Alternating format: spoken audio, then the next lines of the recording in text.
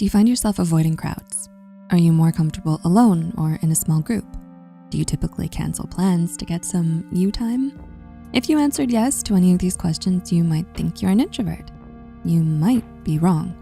If the thought of social interaction makes your heart race and your palms sweat, this could be a sign of social anxiety disorder. According to the UK's National Collaborating Centre for Mental Health, social anxiety is the persistent fear of one or more social situations where embarrassment may occur and the fear or anxiety is out of proportion to the actual threat posed by the social situation as determined by the person's cultural norms. How can you tell if you're an introvert or if you're socially anxious? Here are 5 signs it might be social anxiety. It's ego dystonic. Do you actually enjoy being alone? In a 2020 interview, clinical psychologist Dr. Romani Durvasula points out that introversion is egosyntonic. This means introverts enjoy being alone and recharge this way, rather than going out to blow off some steam. Social anxiety, on the other hand, is ego dystonic, meaning it's out of touch with your preferences. Many people with social anxiety are actually extroverts who love the company of others, but they isolate themselves out of fear, which makes them miserable. Dr. Durvasula summarizes the differences with this beautiful quote: "Introversion is your way. Social phobia is in your way." Let's say your friends invite you to hang out at the mall. If you're an introvert, you might decline because you truly prefer to relax alone. After you decline, you also don't worry about what they think of that. If you have social anxiety, you might feel compelled to decline, even though you want to go out. Being around your friends makes you feel like Piglet from Winnie the Pooh.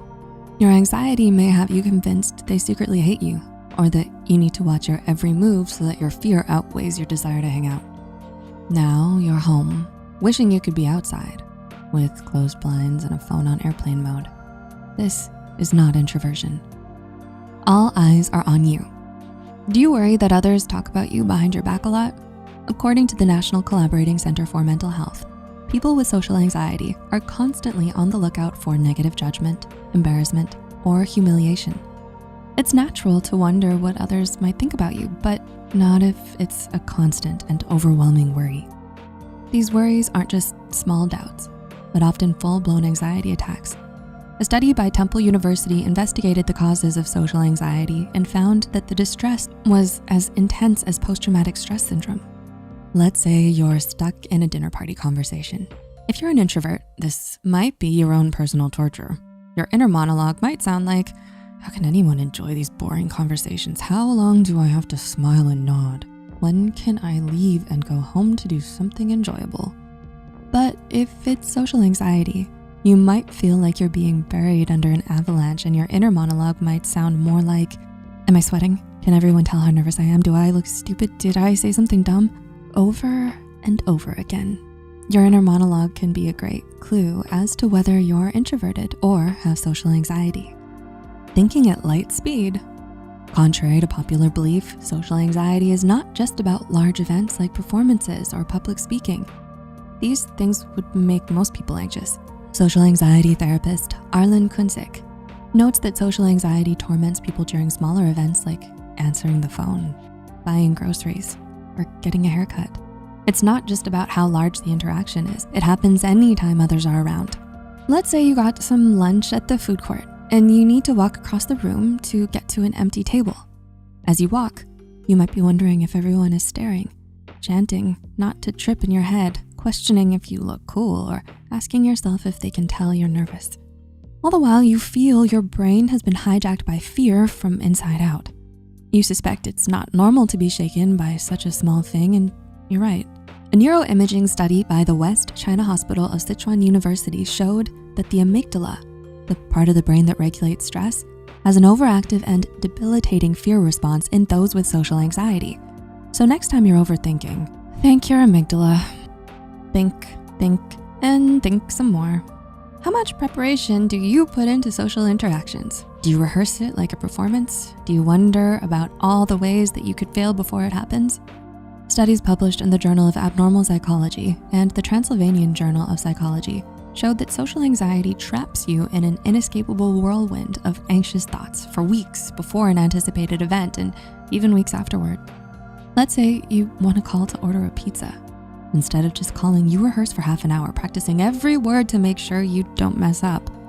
After you finally muster the courage and make the call, you reflect on the entire conversation over and over in your mind.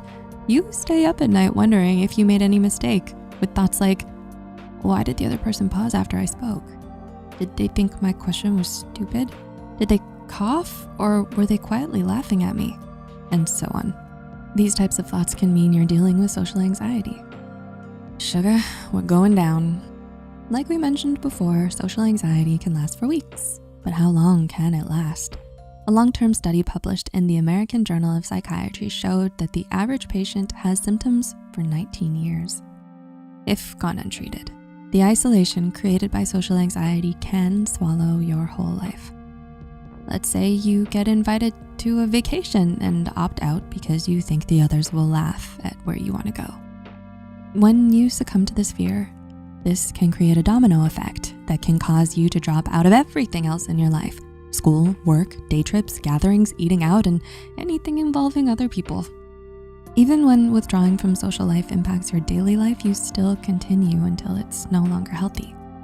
Research by Harvard Medical School professor Ronald C. Kessler showed that patients suffering from social anxiety have significantly lower rates of getting and keeping friends, graduating school, getting and keeping a job, getting married, and having children.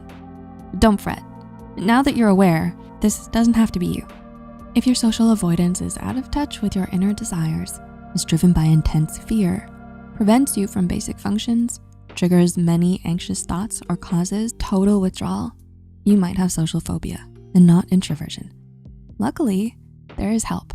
There are many effective treatments like role-playing social situations, gradual exposure to real-life social situations, eliminating safety behaviors, learning how to relax on cue, and reframing anxious thoughts. If you suffer from social anxiety, please seek professional help. We at Psych believe in you. We've been there. If you made it to the end, drop a blue heart emoji in the comments below and let us know if you think you have social anxiety or are introverted.